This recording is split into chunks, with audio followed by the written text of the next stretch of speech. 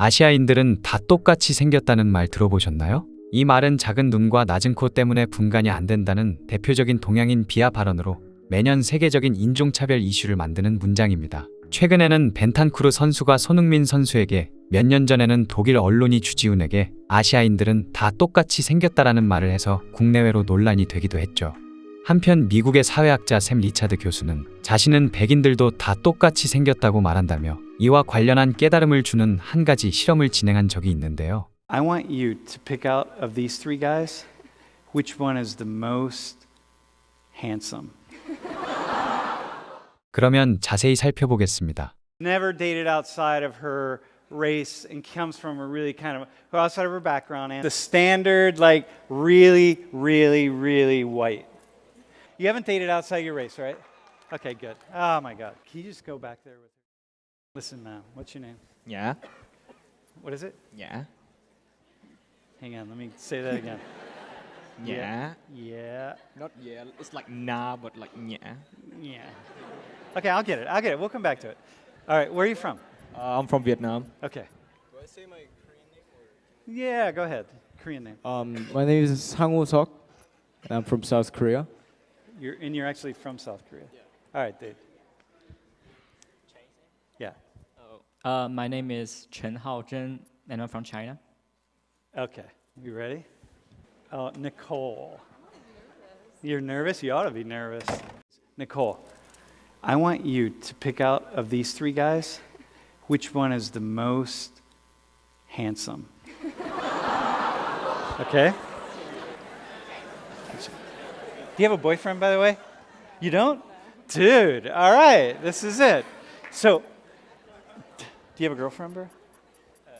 Boyfriend? Wait, are you guys straight? Yeah. Are you straight? All right. Look at you. When you look at him really closely, okay. I mean, look at him. So turn to the side. Gentlemen, come on, man. I'm trying to hook you up here, right? Not hang on, no, not in that way. All right, sorry. That's old school.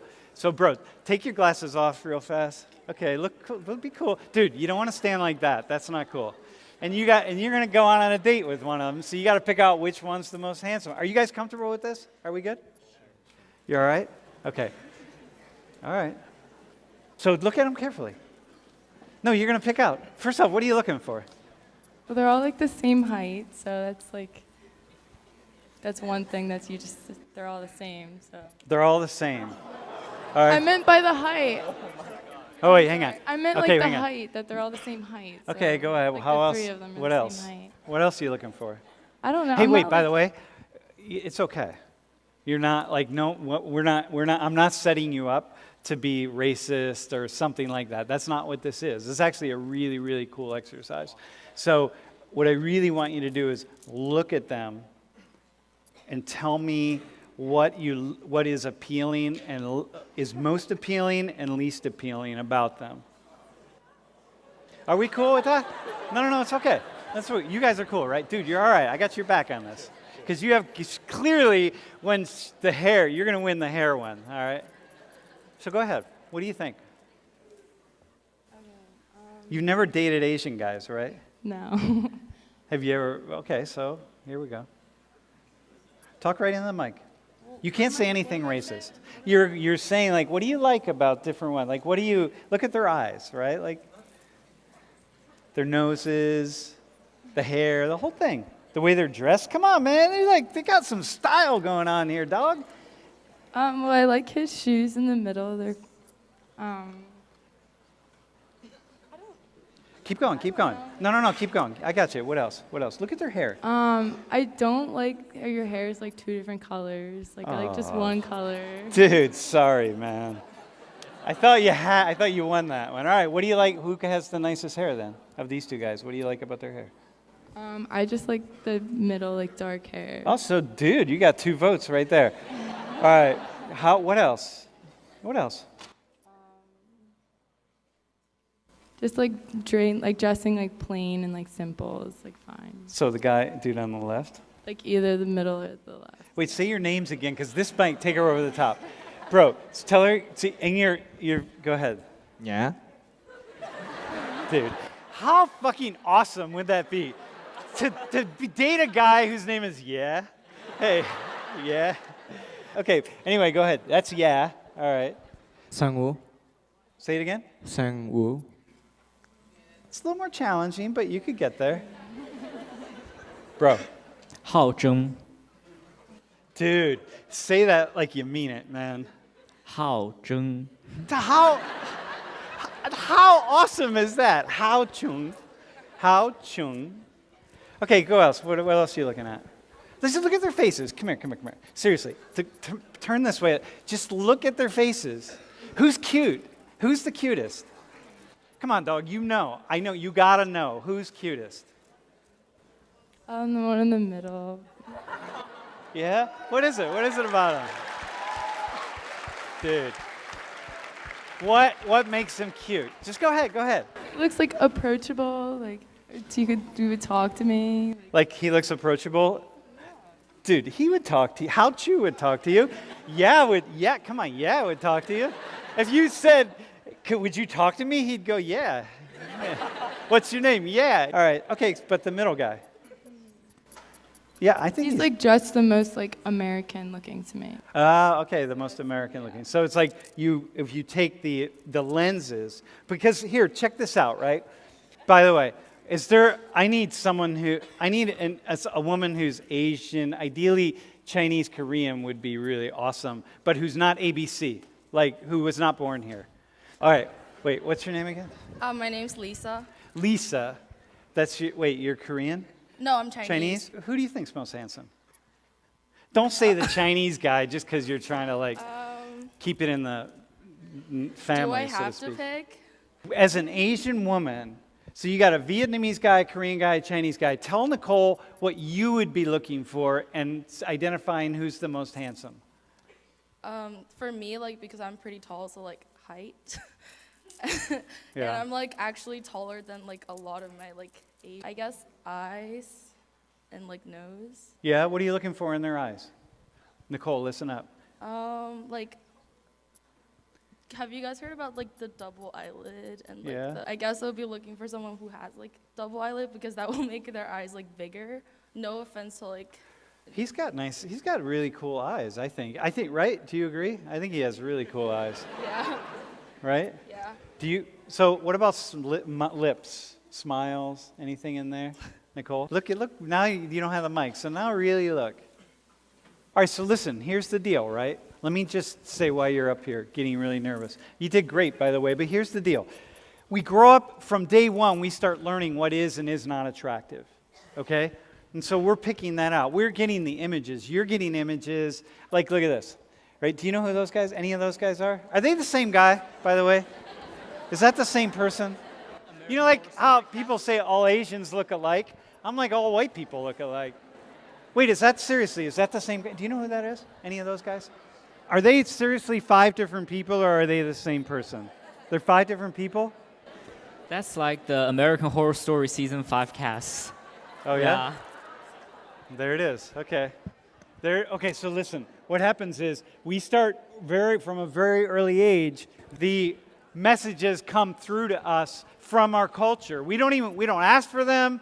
We don't necessarily want them. They just come at us. And we start, even in subconscious ways, picking out what is and is not handsome. And but now what I did was I put you in a different culture. So now, here, stand out here. And I'm saying, take these 3 guys. You've never really looked, I'm assuming you've never really looked at Asian men, as a straight woman, Asian men as sex symbols in that kind of way, right? I don't mean sex, but in terms of attractive, what do I not, which is normal, right? Because you're this white American woman who's why you don't do that, right? If you grew up around a lot of Asian men, you'd have friends like these. You'd know, man, you know exactly what you're looking for, but you didn't, and so you don't.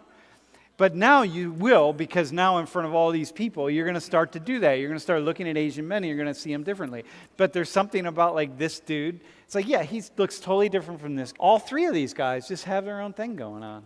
In the United States, if Asian men visit dating sites, okay, and you take a comparable Asian men, if I was, 30 years younger, 35 years younger, and we were comparable on an Asian site, and comparable in terms of features and so on. He, in order to get the same number of responses that I, a white guy, would get, he would have to earn that much more than me. And that says something about Asian men in particular not being sexualized. See, you guys are, what do? You do math and you do computers, and that's it. There's nothing else. You're just not part of the marketplace because that's the vision of you. I mean, it's not true, of course, right? You see what it is, right? So now what happens is I say, okay, let's bring some American women or different people up and look at it. You don't even necessarily know what they look for, because like, how would you? But Lisa does more so, because obviously you're looking at certain things. So you see these guys all. Can you go back a slide, bro? If you go back, if you never really spent any time around white people, and you saw these white guys, you'd have no idea. You wouldn't think that they were handsome or not handsome. You would have no idea. You'd be like, whatever, I don't know, like, fuck, they're just like 5 white knuckleheads. So now as you walk through the world, you can look at Asian men, you'll have a different vision. Everybody will, right? Dude, thanks, man. You rocked it. Seriously. Dude, thanks, dog. Seriously. Would lead me as a sociologist to say, damn, what happened? 한국의 엄청난 성장, 그리고 그 이면의 치열한 경쟁에 대해 이야기한 미국의 교수가 있습니다. 그는 바로 펜실베니아 주립대의 리처드 교수인데요. 그는 자신이 직접 한국 고등학교에 방문하고 느낀 바를 털어놓으며 강의를 펼쳤습니다. 특히 한국인 학생들이 등장해 말해주는 경험담에는 많은 외국인들이 관심을 보였죠. We'll say even the past 55 years or so has been something that we've really never seen in human history. To reach a level of modernization, growth, and development that we just have never seen. Korea, in 1965, the economy was, the country of Ghana was wealthier than Korea. The country of Algeria was wealthier than Korea. Dude, Tunisia was wealthier than Korea. And now Korea is the 10th largest economy in the world. That alone would lead me as a sociologist to say, damn, what happened? And which is, of course, what it has maintained my interest in Korea. I was first interested or introduced to Korea back in the mid-'80s through some of the early to mid-'80s when I had some graduate student friends from Seoul. And I started to really kind of dig into Korean geopolitics and economics and familiarize myself with the culture and a lot of things. And so I became just fascinated by Korea, and I have watched it, over the course of the past 40 years just expand. Korea is one of the most educated countries in the world. About 70% of Koreans aged 25 to 34 have 4-year college degrees. And the US is 40%. And then look at Germany, Saudi Arabia. I put Saudi Arabia up because there are so many Saudis in here. And China, Nigeria. What do you do? How do you get there? Like, what's going on in Korea? When I was in Korea, Junho and I went to this Incheon International High School, and I gave a talk there. And you can see me somewhere in the middle. I think I'm in the, oh yeah, you can see me. There I am. Hang on. Right there. The dude. Dude, these students asked questions of me that I couldn't answer. There were 15-year-olds asking me questions to which I didn't have an answer. There was one question about U.S. foreign policy as it relates to China. These are 15-year-olds, right? 16-year-olds, and I almost had to do a call in to my friend who's the national security advisor to the White House on China, and I'm like, hang on a sec, y'all. I'm gonna have to call her to get an answer to this question because, okay. So one thing about this is that the entire country is organized on this day around this test. So like the plane, yeah, they do not run the plane on that day, like that time. Like, so planes because of the flying. noise. So, okay. Meaning, so they reroute air traffic. even like companies, like they do not go to company on the day because of the traffic. So in the morning, in order to ensure that all the students make it to the exam on time, everybody in society, like companies and businesses and organizations, start work later on that day to make sure everybody gets there. Schools are off, and like all the teachers and like other students, they just go and cheer up. Like people cheering on. Hey, so this term here, Hell Joseon. Have you heard of this before? Yeah, definitely. Yeah, okay. Can you all talk about this? I mean, it's like a term because like you've all seen it, like because it's so competitive to get a job or even like a good life there, we kind of call it hell joseon. Hey, how do you say hey? It's like hell joseon. Joseon. Yeah. So say more about Hell Joseon. Say Hell. As a student, when I was back in Korea, I was a high school student there, and I was actually preparing for like many exams there, and like 90%, like just most of the students, they studied more than like 10 or 12 hours a day. So like even I studied as much as I could, it was just the average. So I remember it was very competitive. And so the idea is that no matter what you do, you're like spinning your wheels to try to keep up with everybody else. Right. And you never know if you can, because are you ever gonna, doesn't matter how much you study, you can always study more, and there's always someone else studying more.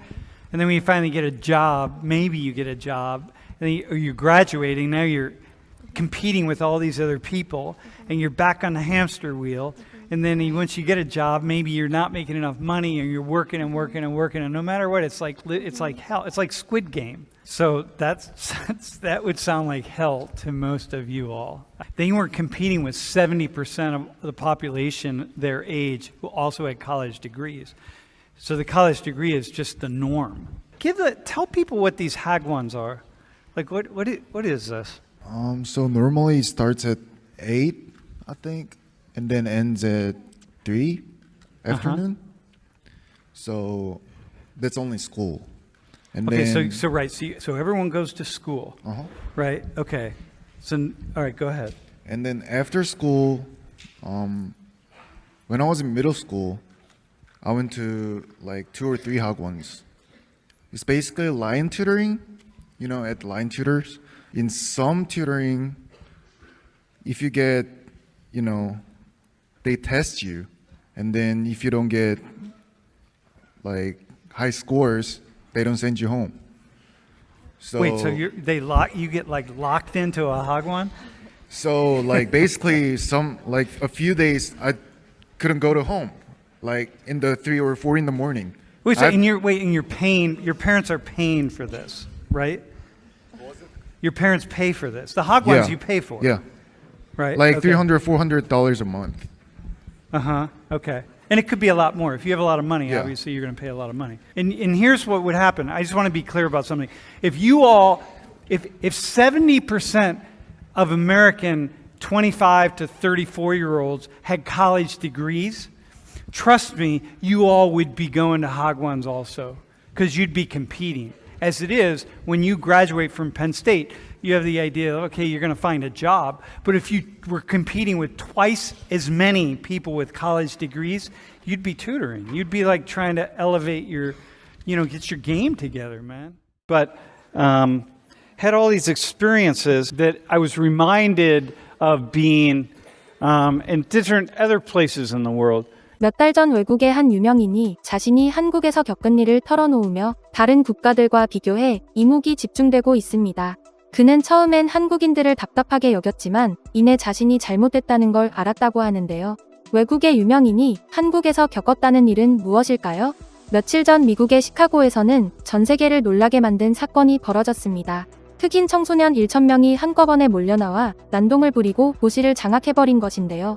이들은 달리는 자동차를 막아서고 차량을 훼손하는가 하면 차량에 불을 지르고 차 위에 올라가 춤을 추기도 했습니다. 심지어 대중버스의 창문을 깨고 운전자와 탑승객을 폭행하는 것도 서슴지 않았죠. 또 이들은 백화점을 나서던 백인 여성을 집단 폭행하고 금품을 갈취하기도 했는데요. 당시 주변에는 순찰을 돌던 경찰차들이 있었지만 아무런 대응을 하지 않고 폭행 현장을 무시한 채 그냥 지나쳐가 또 다른 논란이 일기도 했습니다. 경찰차가 그냥 가는 것을 목격한 일반 시민들이 경찰차 앞을 막아서고 도움을 요청했지만 경찰관은 핸들을 돌려 피해 지나가 버리기까지 했죠. 이를 본 목격자들이 언론 인터뷰에 나서면서 경찰 대응에 대한 여론은 빠르게 악화되었는데요. 이에 한 전직 경찰관이 나서 경찰차도 공격 대상이었다는 사실을 알리며 순찰 시 경찰차에는 경찰관 한두 명이 타고 있는데 무리를 이룬 큰 그룹에 대응할 경우 경찰차가 전복되거나 불이 붙을 수 있고 결국에는 경찰관의 부상으로 이어지기 때문에 대응하지 말도록 하고 있는 것이라고 말했지만 급격하게 식은 여론을 회복하기에는 부족했습니다. 1000명의 청소년들이 도시에 난입한 이번 사건은 틴 테이크오버라고 불리는 일종의 10대들의 도시 장악 모임이었는데요. 이처럼 우리나라와 달리 해외에서는 폭행과 강도 등의 범죄가 자주 일어나고 있을 뿐 아니라 이와는 비교도 안 되는 폭동과 같은 강력 사건도 종종 발생하고 있습니다. 그런 만큼 항상 범죄를 경계하고 걱정하던 외국인들은 한국에 오게 되면 황당해하고 믿을 수 없다며 부러움을 보이곤 하는데요. 몇 달 전에는 해외 대학의 한 유명 교수가 강연 도중에 아내와 한국을 방문했었다고 밝히며 한국에서 겪은 경험들을 풀어놓고 다른 국가들의 사례와 비교해 화제가 되기도 했습니다.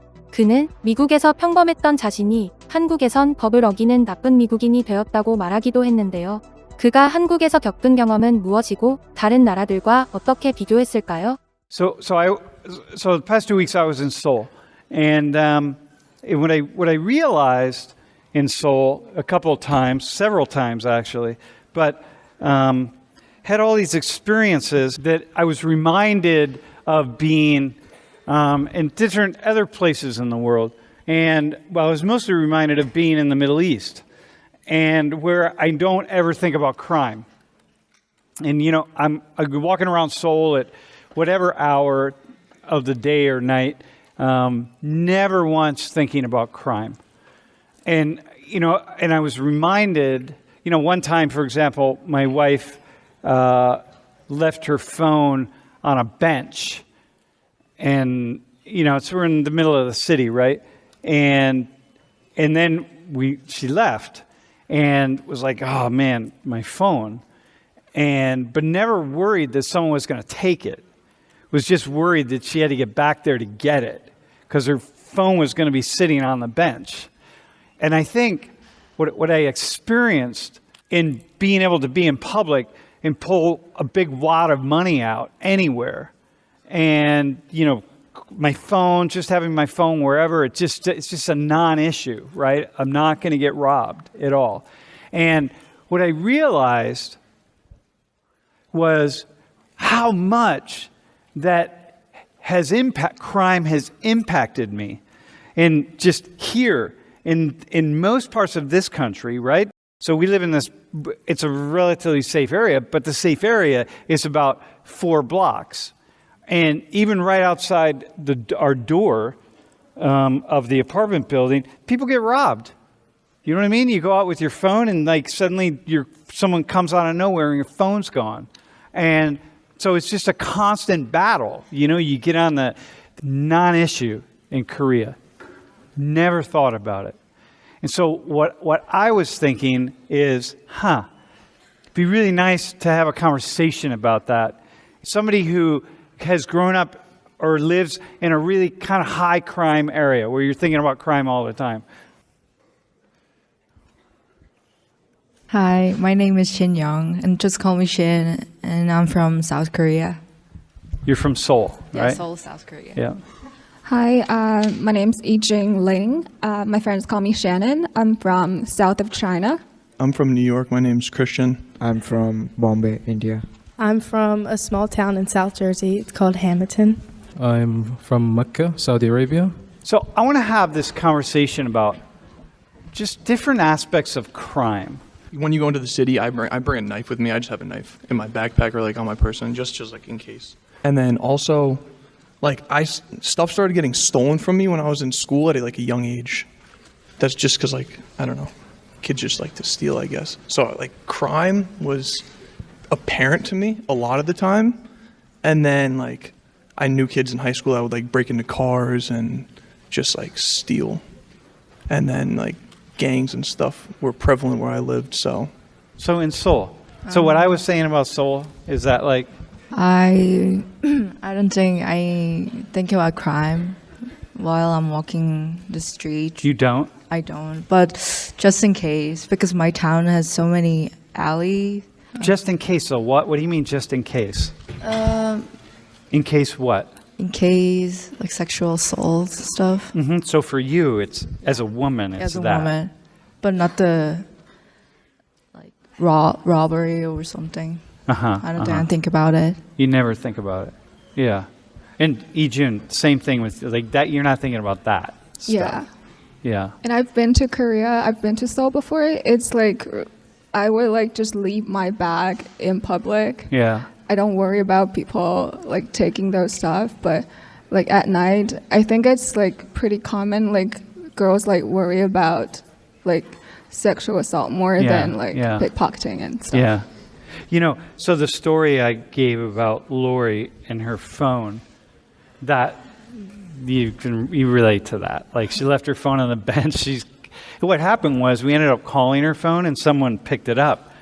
And I was with someone who was Korean, so she talked to them, and they said, "Oh yeah, no, the phone's right here." Well, and we said, "Okay, we're going to send her back to get it." And they said, "Okay, yeah, but we can bring it to you." And we're like, "No, that's okay. We'll just come back. It's easier."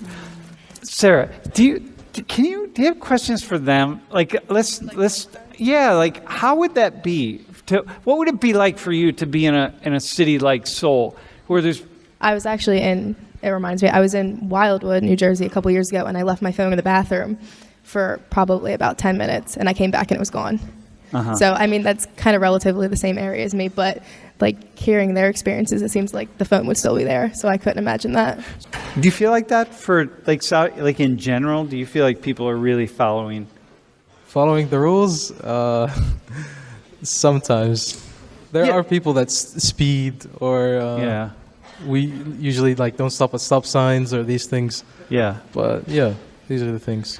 No, but and I asked that because like in Seoul, one of the things that I experienced in Seoul was like nobody jaywalks. Like there could be nobody in sight. I didn't see a single person jaywalk except me, right? And my wife. There's like nobody in sight anywhere. There's not a car, there's no person. And then you see someone just standing at this. So the next time Lori and I got to the same spot, there's nobody around, and we're like, we're not waiting for 2 minutes, and we jaywalked. And we're like, oh my God, here we are. The ugly Americans are committing a crime. But there's no one even, people are just following the rules. 교수님의 말처럼 우리나라에는 양심적이고 법과 규칙을 잘 준수하시는 분들이 많은 외국인들에게 한국에 대한 좋은 인상을 심어주고 있는 것 같습니다. 오늘 영상은 여기까지 하도록 하겠습니다. 영상이 마음에 드셨다면 구독과 좋아요, 알림 설정 부탁드립니다. 시청해주셔서 감사합니다.